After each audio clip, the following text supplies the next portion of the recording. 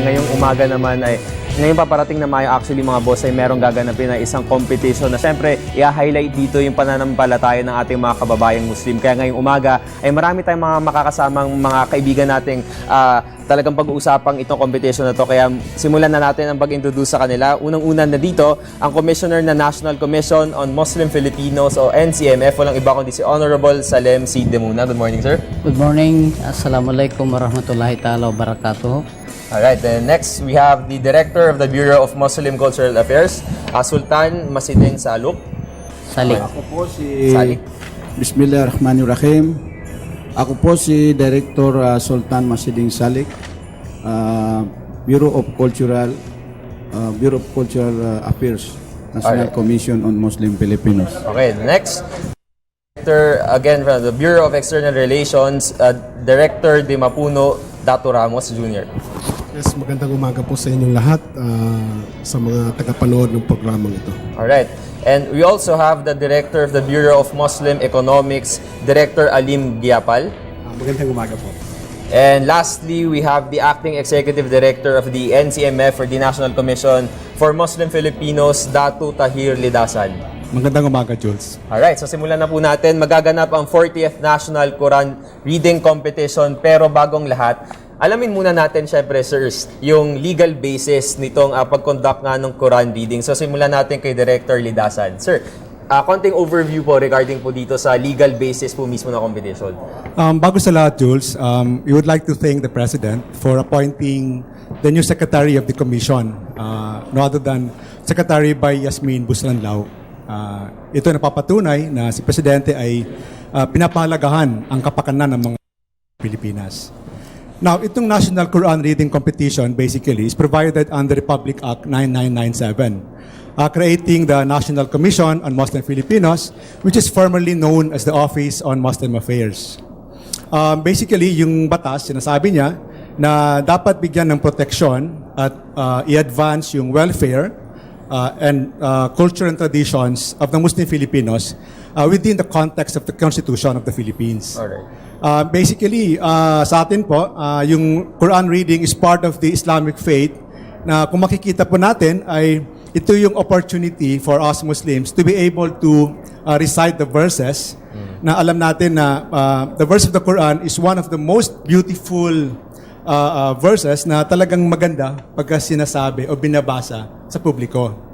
Ito po ay nagsisimula mula sa local level, municipal, then it goes to the provincial level, and then ito po sa May 3 sa UP, yung ating national. Alright. And so, nakita na natin mga boss na talaga merong legal basis itong competition na to. And obviously, this is the 40th national. So, ganito na siya katagal na talagang pinapalawak na natin appreciation sa Quran mismo. Pero sir, aside from this competition, syempre to respond to this legal basis, ano-ano pa po ba ibang events para syempre matugunan itong mandate na to? Marami po. Itong 40th Quran Reading, pagkatapos po nito, magkakaroon kami ng global competition in Malaysia. So yung pong mananalo sa atin will represent the Philippines sa Malaysia. I think that will be held sometime next month. No? And then marami pa pong mga activities. After this, magkakaroon kami ng, the diplomats will be invited, mga Muslim diplomats, government officials, and of course, ang aming keynote speaker, si Ambassador of Malaysia. Alright. Ayan, siguro medyo sufficient na rin naman yung legal basis na nabigay natin overview. Now, let's go to the socio-economic part of this competition. Kasi syempre, nabanggit nga ni Sir Lid na from municipal level, provincial, regional, national, and even international. Now, let's go to Director Giapal. Sir, how about the socio-economic aspect of this competition? Overview naman po on that aspect. Magandang umaga, Jules. Magandang umaga po sa ating mga tagapanood. Yung event po natin na ito ay isa po itong pagkilala sa mga nakasanayan po ng ating mga kapatid na Muslim. And kami po sa National Commission on Muslim Filipinos, isinusulong po natin ang programang ito. In fact, kasama rin po ito sa mga preparasyon ng ating bansa para sa ASEAN integration. 2015. Pati na rin po sa nakasalang na sa pangunguna po ng Department of Foreign Affairs, yung Joint Committee Meeting for the Advancement of the Socio-Economic Development of Muslim Filipinos. Ang isa pong epekto nito, pag nabigyan po natin ng recognition yung karapatan ng ating mga kababayang Muslim, nabuboost po yung kanilang confidence, and in return that would allow them to to become more confident, and in the other way of looking at it, nabibigyan po sila ng karampatang pagkilala sa kanilang mga karapatan, kanilang mga nakasanayan, kanilang mga kultura, kanilang pananampalataya. Binibigyan po natin ito ng pagpapahalaga. And in fact, sa nakasalang na Joint Committee meeting on the Socio-Economic Advancement of the Muslim Filipinos, hopefully we can raise more funds, mabigyan po tayo ng mga pondo na hindi lamang po sa ganitong klaseng programa, kundi pati na rin po sa mga livelihood programs, masuportahan natin. Ayan, so talaga nakikita natin na malawak talaga yung hangarin nitong competition na to, na aside from appreciating the Quran itself, marami pang mga aspeto na kailangan talagang matouch nitong pinakahangarin natin. Ngayon naman, mula sa socio-economic, magtungo naman tayo sa cultural aspect muna. So, tatalon muna tayo dito kay sa commissioner mismo ng NCMF, si Honorable Salem de Muna. So, sir, para sa mga boss natin na syempre kailangan po mabigyan pa ng karagdagang kaalaman ukol po dito, ano po ba yung cultural importance dito, sir? Actually, ito nga nag-uusap-usap kami at nagkukwentuhan kami ng chairman ng National Commission on Culture and the Arts, si Chairman Felipe De Leon, na nasabi niya rin na ito ka yung mga pop, musical, mga dancers natin na highlights nga. Much more pa kaya itong mga world champions natin ng Quran reading competition, kasi sa nagdaang mga panahon po, nagkaroon na po tayo ng world champions ng Quran reading competition. Kaya nga lang, hindi siya masyado nabibigyan ng highlights. But then, culturally, ang significance nito, unang-una, pag ang ating kababayan ay talagang ipinamumuhay itong pagbabasa ng Quran, andyan po yung kapayapaan dyan. At ang ugnayan ng komunidad sa bawat isa ay napakalakas. Kaya nga po nagkakaroon din ng world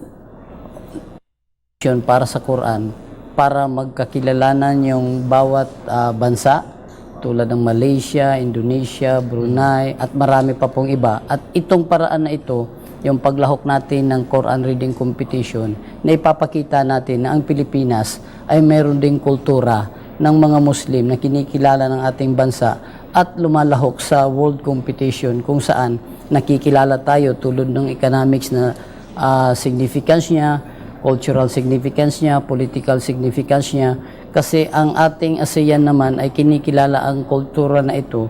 At ang sabi nga ni Chairman Felipe De Leon ng National Commission for Culture and the Arts, culturally rooted governance is a good governance. So, yun po ang mga significance na dapat talaga natin na anyayahan yung mga kapatid natin na this coming May 3, the National Quran Reading Competition. Sana pumunta kayo sa UP at makita naman kung gaano mga matatawag natin na Philippine artists itong ating mga Quran readers. Alright. Okay, so yan, nakita natin na meron na pala tayong world champion before. Meron na tayo. Okay, so tayo inaasahan natin na syempre mas ma-appreciate pa natin tong competition na to dahil nga lalabas din pala sila internationally. So since yun na yung pinanggagalingan natin ngayon, no, mga sirs, yung implication naman ng representing the Philippines mismo dito sa international competition. Sir, ano po ba yung maging epekto nito sa syempre unang-una doon mismo sa mga kababayan natin Muslim at saka sa buong Pilipinas na rin? Napakagandang katanungan po yan, Jules, no? Well, this year National Quran Reading Competition is the 40th edition. So, pang-14 na pong taon na po natin itong ginagawa. So, kung sino man ang tatanghaling kampiyon, itong this coming National Quran Reading Competition, which will be held in UP Diliman, on May 3, 2014, ang Republika ng Pilipinas ay siyang magre-representa, itong mananalo ay siyang and sa International Quran Reading Competition, it being organized annually by the Malaysian government. Sa pamamagitan po nito, ang kagandahan po ito ay nagbibigay halaga sa mga ugnayan natin sa iba't ibang bansa, and this will of course enhance the bilateral relation between our country and and the rest of the Muslim world. Pero alam mo, natutuwa po ako, no, sapagkat tayo po ay naging world champion na among the 58 participating countries, no, sometime in 2000. And we are proud to say, dapat maging proud po tayong lahat sapagkat nabigyan ng karangalan ng ating bansa, no? Itong pagiging world champion natin internationally. So, I'm proud to say that the Republic of the Philippines, through the effort of the National Commission on Muslim Filipinos, no, we are being recognized internationally as far as the international competition is concerned. Okay. Director Dato Ramos, anong bagit nyo nga na, yun nga, kanina po natin na-establish na meron na tayo before na world champion. At syempre, inaasahan natin na maulit yun ngayong taon. No? Kailan po ba yung international competition? Usually, by End of, June, by June din by June po. So, hindi Malaysia, lang po sa kailan? larangan ng boxing, sa beauty pageant, no? Sa bowling. Kaya ito po ay sana po tangkilikin po natin ito. So nananawagan po ako sa mga tagapanood ng programang ito na sana makiisa at makibahagi po tayo sa darating na National Quran Reading Competition dahil ang tema po nito ay napakaganda. Tulad po natin to sa kasaysayan lalo na sa paglada ng Bangsamoro. Sapagkat ang tema nito ay pagkakaisa at ustisya at kapayapaan. Sige po, mamaya po i-touch din po natin sa Bangsamoro part. Pero before that, syempre yung pinaka-overview na dun sa conduct mismo ng Quran Reading Competition. So ngayon, tatanungin natin si Director Sally yung mga specifics mismo ng competition, like yung flow, yung target audience natin, pati yung mechanics po mismo. Bismillahirrahmanirrahim. Una sa lahat, ako po ay nagpapasalamat sa dakilang lumikha si Allah at nagpapasalamat po ako kay Pangulong Pinoy Aquino sa pagtalaga kay Secretary Busran Lao sa National Commission on Muslim Filipinos para may taguyod namin sama-samahan namin itong tuwid na daan tungo sa landas ng pagbabago sa National Commission on Muslim Philippines. Alright, sir. Now, the National Commission on Muslim Filipino, it is preserve and promote the Muslim cultural heritage in the Philippines. Now, the National Reading Quran Competition in the Philippines formally institutionalized in 1977 under the auspices of the Southern Philippine Development Authority. From 1977 to 2010, this undertaking was transferred from one office to another, all forerunners of the Office on Muslim Affairs. Starting from Southern Philippine Development Authority in 1977, Office of Islamic Commission on Islamic Affairs under the Department of Foreign Affairs in 1981, Ministry of Muslim Affairs in 1982, Office of Muslim Affairs and Cultural Communities in 1982,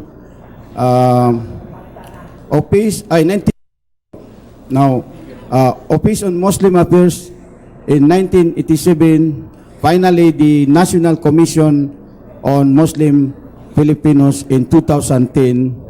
In 2010, conducted the Quran reading in coordination with including the Muslim community organization and the Muslim embassies in Muslim embassies in the Philippines. Alright, sir. Okay, now let's go back to Director Lidasan. Okay, sir, ano na po ba ina-expect natin dun sa flow na mismo ng competition on May 3? Ano po ba inaasahan ng mga kababayan natin pag pumunta sila sa UP Diliman? Marami po. Unang-una, yun po yung mga contestants namin from the different parts of the Philippines will be there. And then, number two, there will be a culture presentation. We have prepared something that will actually entertain the participants and the audience. There will be a lot of course, Muslim politicians, political leaders will be there. It's an opportunity for us to be able to unite. Yes. And then, of course, gather and talk about the issues facing us Muslim Filipinos. Alright. After that, there will be a dinner also at UP Also again, we'll be meeting with the secretary, secretary by Yasmin Busranlao, and then there will be a lot of discussions on the different things that will be undertaken by the NCMF. Actually, Jules, maganda itong aming NQRC, no? Ginagawa ito every year, and it's a good opportunity for us to be able, again, to be able to project an impression na kami po sa Muslim Filipinos are willing to be part of the Philippine Republic. And then, hindi kami, feeling namin na hindi kami, we are not isolated. No? We feel part of the country, culturally, socially, politically. And then, the next day po, plano din namin na magkaroon ng parang a little Ilang days po ba siya? Actually, ano yun eh, May 2 the proper start- is 1 day. One It's day. May 3. Yun yung competition itself po Opo. mismo. Pero po on May 2, magkakaroon kami ng parang welcoming dinner. Okay. And then proper sa May 3. And then meron tayong testimonial dinner.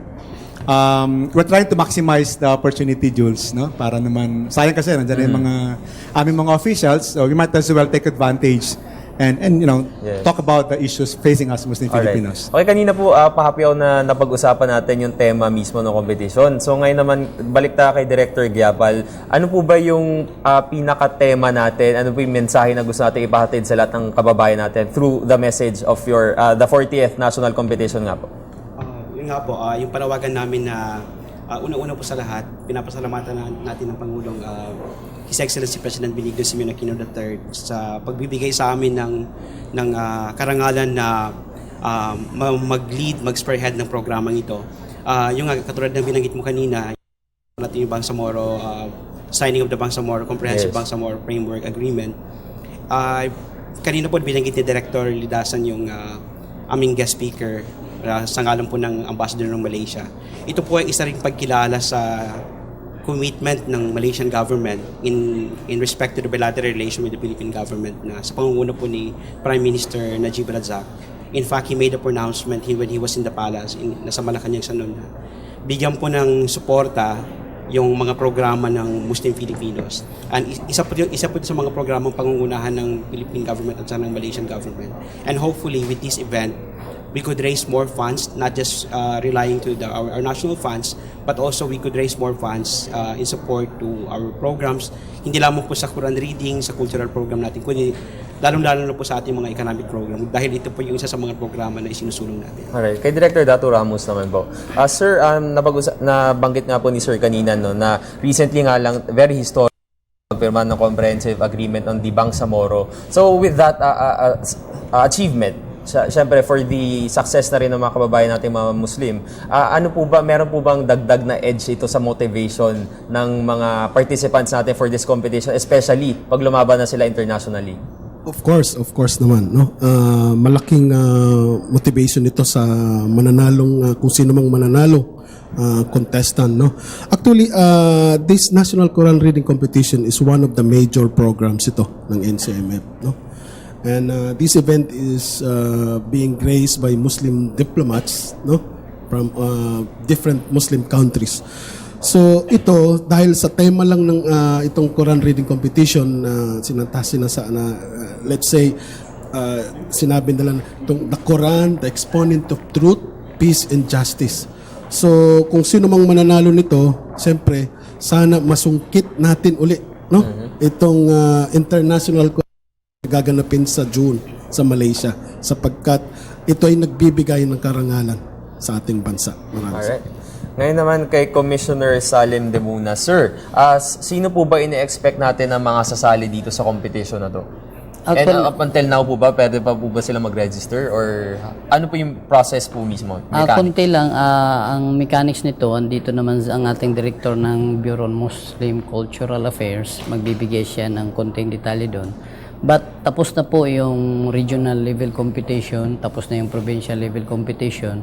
At sigurado din tayo dahil ang Bangsamoro or yung autonomous region ay kasama man din sila sa Pilipinas. May manggagaling din doon na participants at pagkakataon din ito na sabihin natin na maraming participants na galing din sa Bangsamoro ang magagaling or sa ARM. This time siguro pwede rin natin sabihin na it's not the contest alone that matter.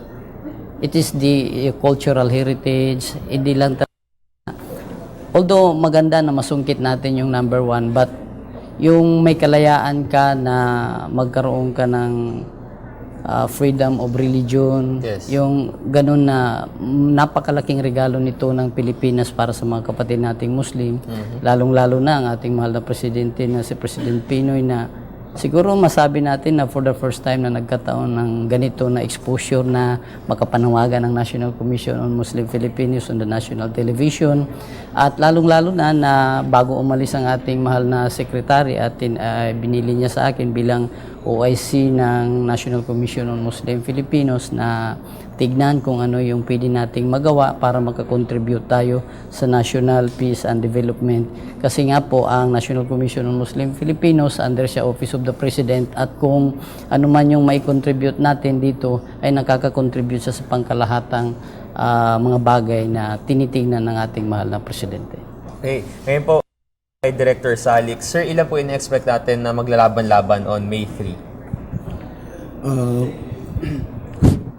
Maraming thank you sa question mo. Ito po ay nag-umpisa muna sa municipal level.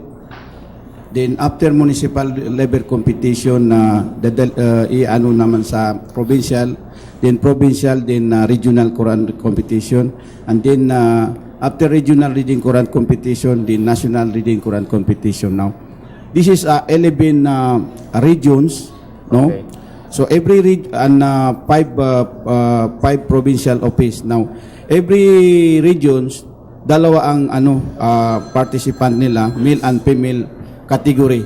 So that's total 34 representative from each that is the 34 total of 34. Okay, sir.